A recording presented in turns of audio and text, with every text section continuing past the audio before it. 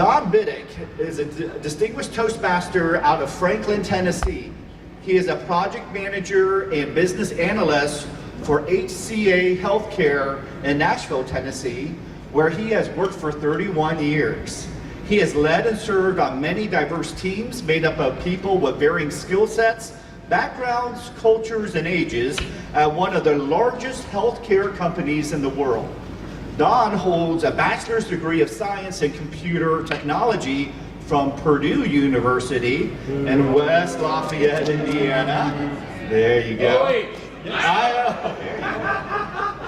He received the Caring for the Community Award, the highest award for community service at HCA, because of his work with local nonprofit agencies.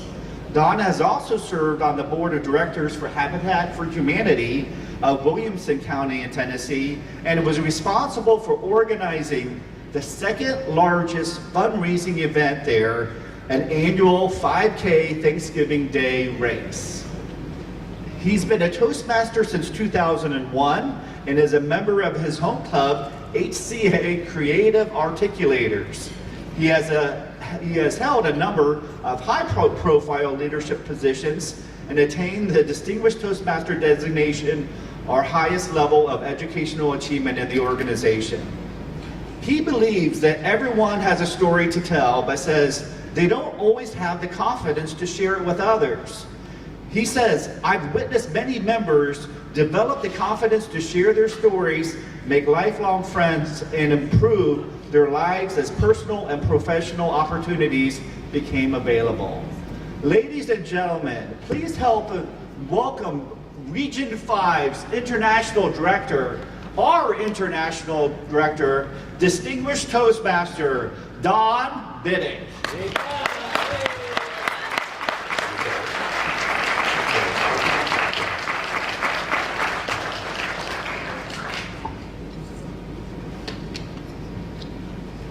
Okay, thank you. Can you hear me okay in the back? All right, thank you so much. Don shared that interesting story about driving out of the hotel yesterday. The last time I was here, I don't know if you remember, I was a region advisor about 3 years ago. Went to a TLI. I almost didn't make it here that weekend because we had a freak snow and ice storm in Nashville, Tennessee. I was one of about 4 cars on the road that day in Tennessee. But once I got out of Tennessee and came north, it got better. My wife didn't want me to come that day. I said, you know what, you guys are more important than my life, so I'm coming to see you. But another funny story, when I came that time, our good friend Karen Isaacs took me out on a corporate visit. And this was a funny story to me because we got to this building, we went inside to meet with this company, and there was no one there. It was an abandoned building. I don't know how she got this company lead, but we got there and it was empty. Before I start my session, I was asked by our credentials chair to share an announcement. And here's a funny story with Steve as well. So Steve handed me a pack of Smarties and said, you're a smart guy. What is that? And then came this up. And then Karen Isaacs handed me this sucker. That said dum-dum. So I'm going to go with Steve on this one. Steve would like you to know that if you are a club president, VP of Education, proxy holder, or district officer, to please stop by the credentials table. He was able last night to certify 24% of the needed ballots for the quorum at this afternoon's business meeting. So he says, please don't wait till the last minute and stop by this morning. I was going to share with you a little background about myself, and I think I'll focus on my term as a region advisor and now as an international director. I think Don caught you up to date on everything else. Very nice introduction, thank you. I would like to share the differences between region advisor and international director because there is a lot of confusion out there about that. A region advisor position is appointed by the board of directors of Toastmasters. They are operational ambassadors of the organization, working with the district leadership teams in the region, in Region 5. And we have 9 districts. As an international director, I was elected by all of the members around the world to serve on the board of directors. So while I live and attend club meetings in Region 5, I don't represent Region 5 on the board. I represent every member around the world now.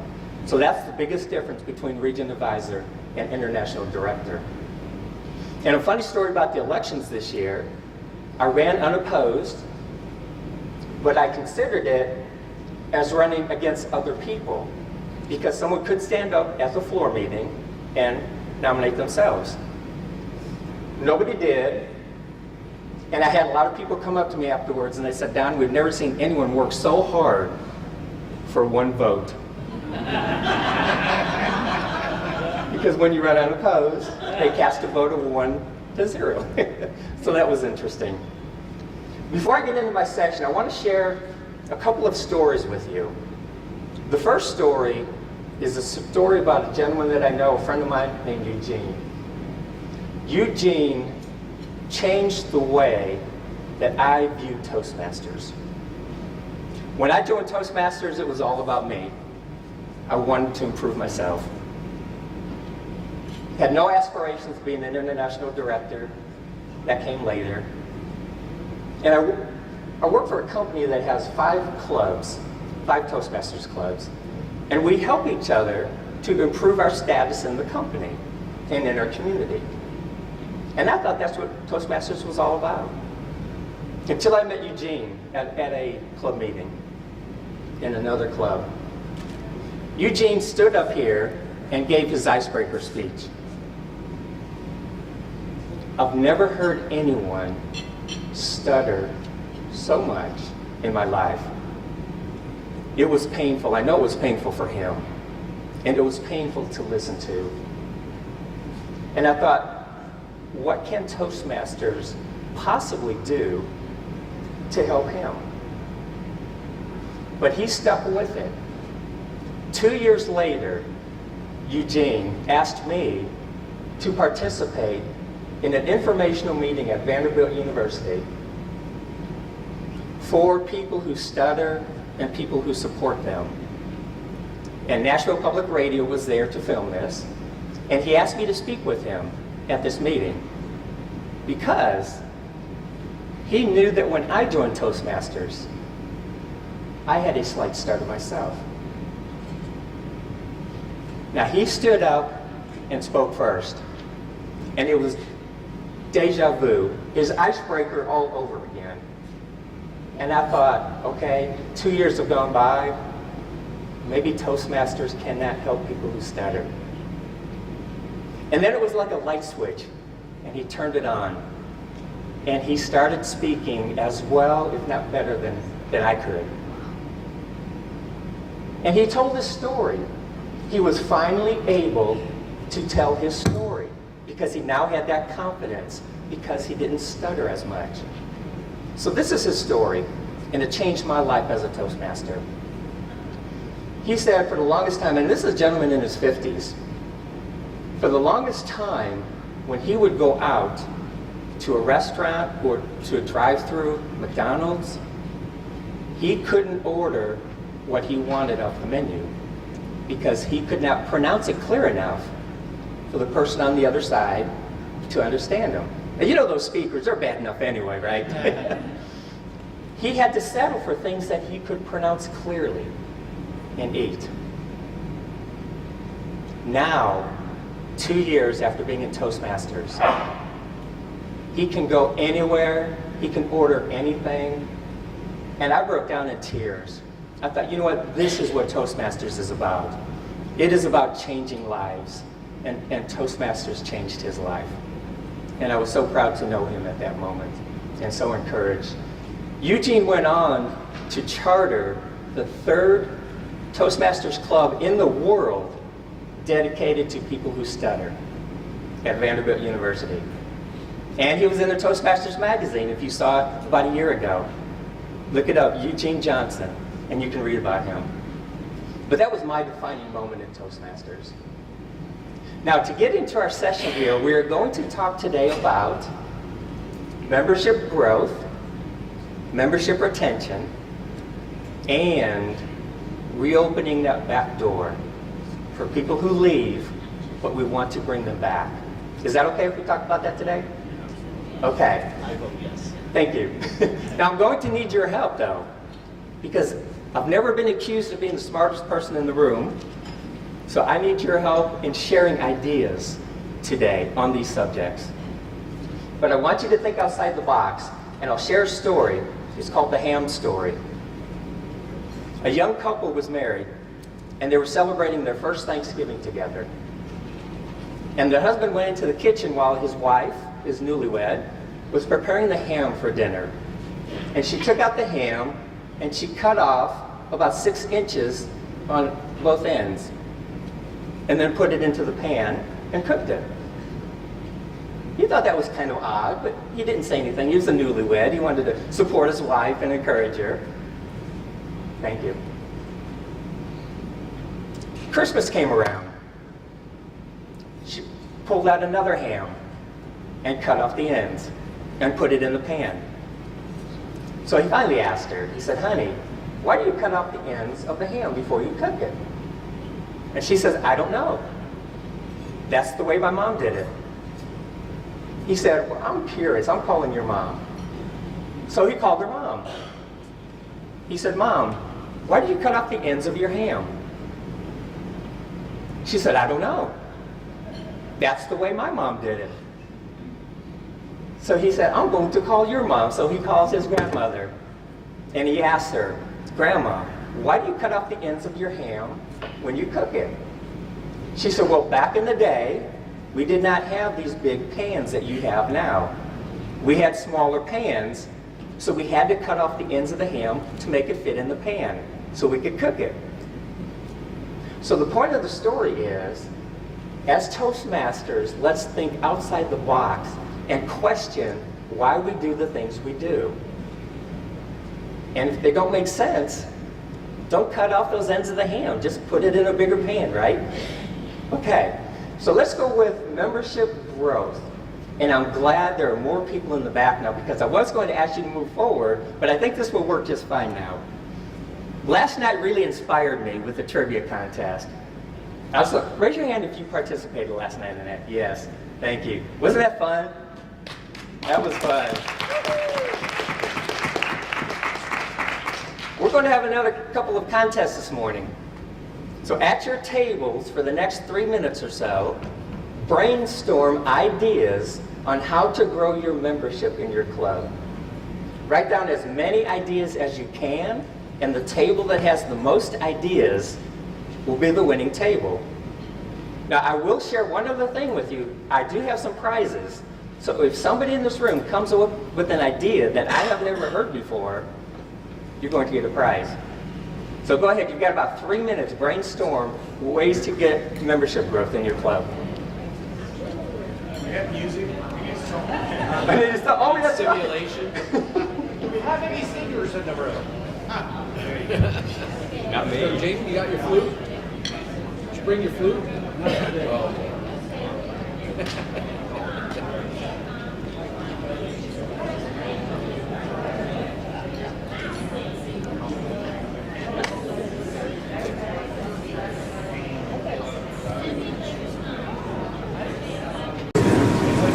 20. I did not help him either, by the way. More than 20. 26. 26. Very nice, very nice. 30. 30. Oh, okay. There's the winning table. Give the hand. Yeah, absolutely. Absolutely. So the purpose of this is threefold, actually. One, I would like everybody to share, if you feel comfortable at each table, at least 2 or 3 ideas. 2, if you can, turn in those lists to Don, and he will compile them, and maybe he'll publish them out to the district. And then 3, this will be a lead-in. Can everybody hear me? So we were thinking about using bloggers, using Meetup, having meetings in a public location like a mall or a library or something so people can see. That's all that's good.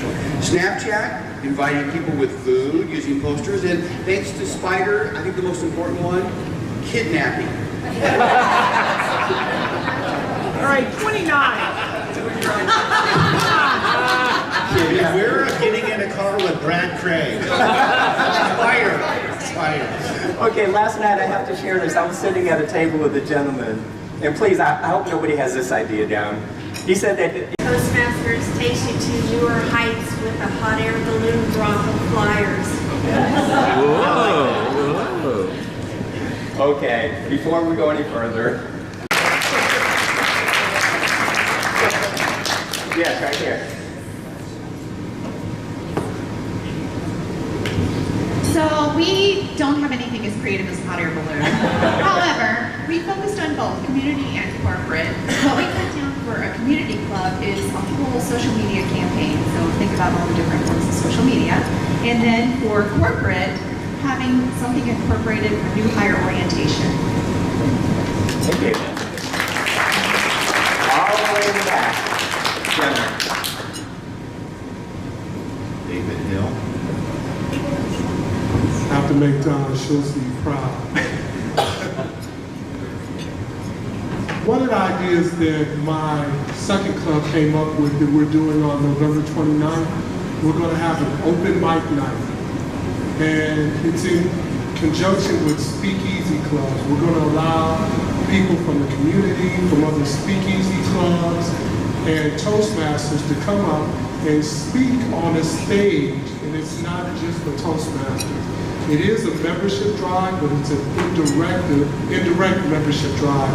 We're going to have a table set off to the side with Toastmasters information there, but the main focus is to allow people to come up and speak in front of an audience of strangers, not just Toastmasters, because I think we get a little complacent when we speak in front of Toastmasters. But when you can speak in front of an audience of people you do not know, that will test your fortitude. Thank you. Then I think the young lady in the red sweater. I get my exercise today. Yes. So in the Oxford Toastmaster Club, we held a contest similar to that, but we actually had a humorous or a talk tales contest. We advertised it out to the community and had community members as well as members join. Another thing that we did is we created a gift basket for the Kiwanis Club for one of their fund drives things, the silent auctions, and somebody purchased a gift basket from Toastmasters at the silent auction, so that helped get the word out for all the people that were here as well. Okay, thank you. I think all the way in the back of the room. Don, you already getting the workout. Good morning. Morning. 2 ideas. Call an open house and after hours gathering. It's more trendy and people will come not knowing what to expect. And we may have to kidnap them. My second idea is invite someone to come with you to listen to your speech. It could be a friend, a co-worker, someone you have just met. Good luck, everybody.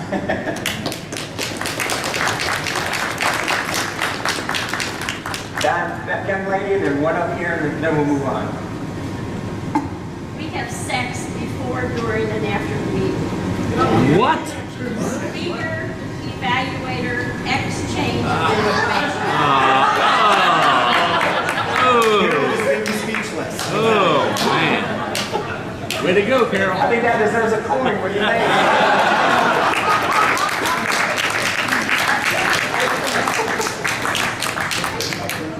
I think we have one on the front. At your tables, let's talk about how we can bring those members back who have left. Now think of it in this context. A lot of people have to leave, right?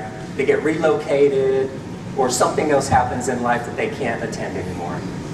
But for those people who leave for other reasons that we can have an impact on, let's say they weren't getting out of the meetings what they thought they were going to get. They weren't getting enough education.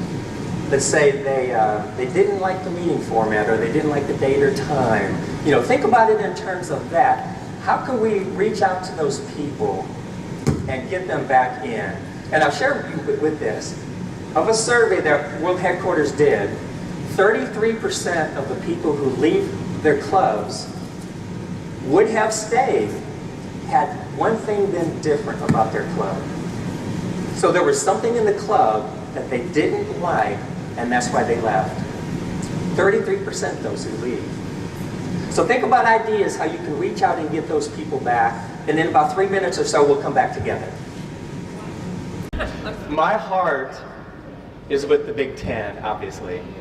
I mean, I like Ohio State, I like all the Big Ten schools. Even IU, I know that's a no-no in Indiana, I won't say that there. Better than the others. Yes, whoa. But down in Nashville, Tennessee, some of you may know, it is SEC country all the way through. Sorry. I know, and it gets tiring listening to how great the SEC is every year and talk about... There's a UK fan, I'll bet. Sorry, arms. Sorry, arms. Okay. What is this? SEC, Southeastern Conference, thank you. We have so many acronyms, I take, for granted we know what those are. Southeastern Conference, which Kentucky is a member, sort of. In basketball they are, right? Okay, who would like to share some ideas on retaining members all the way? God, you gotta work for this one.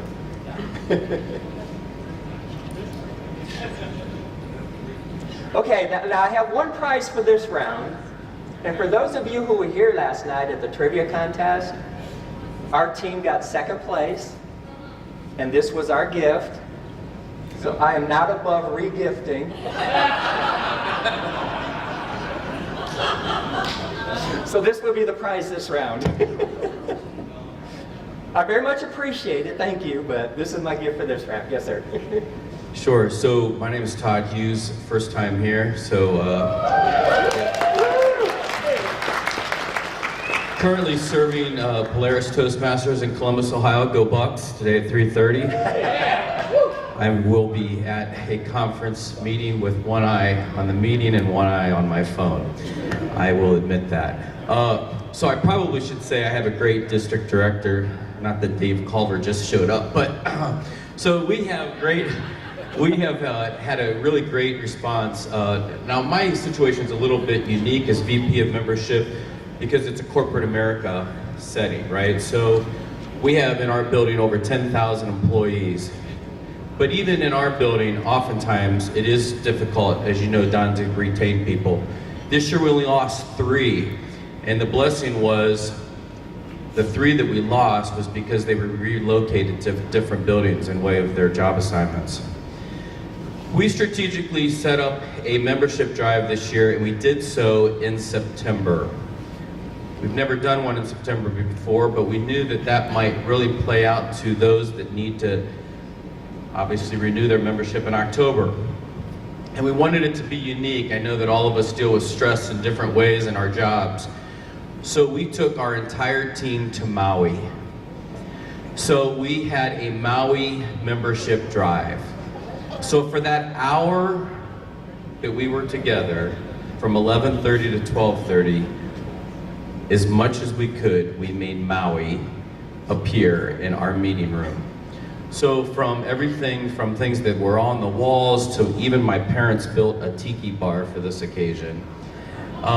We had Maui going on with the grass skirts and the food, etc. And it was a great opportunity for us not only to get new members, which we got 9 new members, but we also secured everybody on our current panel to sign back up for their membership, and we retained all of our members. So little unique thing that we used again to take everyone to Maui. Instead of giving out invitations, we gave out plane tickets, and everybody was able to come with one of their plane tickets, and we gave 2 guest plane tickets along with that. So everybody was able to come and bring 2 guests with them, and we went to Maui for that hour together. Creative way. Very nice, thank you. Thank you.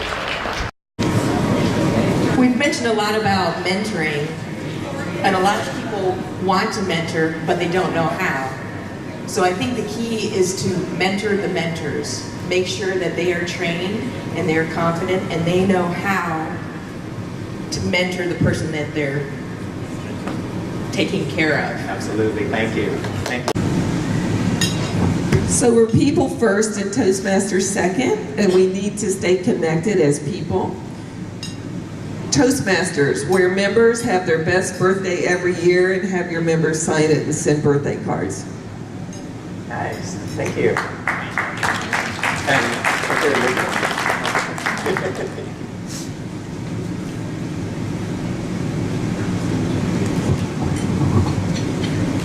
Of the multiple ideas that this table came up with, if I could boil some of them down, it focuses around getting to know what your members are wanting out of Toastmasters and then pairing them up with the resources and the mentors that they need to succeed, in addition to following up with those mentors and make sure that they are mentoring the people effectively.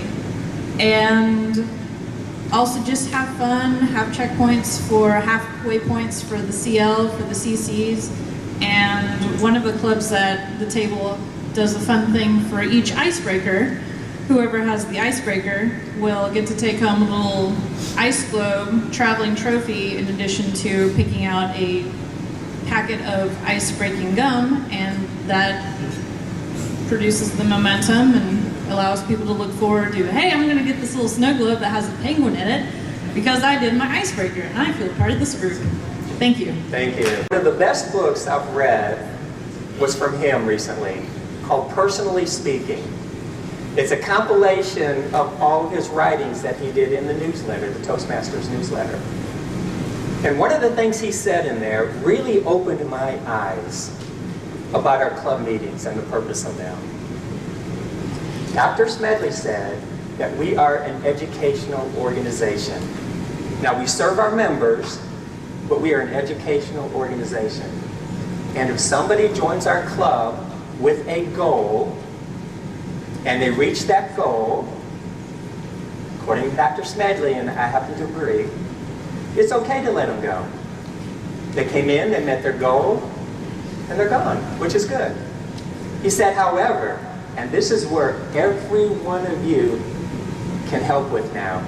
He said, however, for those people, it is our responsibility as members of the club to make it as hard on them to leave as possible. And how do we do that? Excellent club meetings, quality club meetings, branded meetings. The purpose of that was, if you come to my club meeting, you go to your club meeting, you go to one in Germany, you go to one in Japan, you get the same experience. High-level meetings, have fun, have it educational, support each other, and do all you can not to let them go in that manner. And I'll leave you with that thought. So think about that when you go back to your club. If you walked in as a guest in your club, think about it. Is this a club that you would want to stay a part of? And if not, work with your officers, make some changes. So thank you, everybody. I hope you had fun this morning.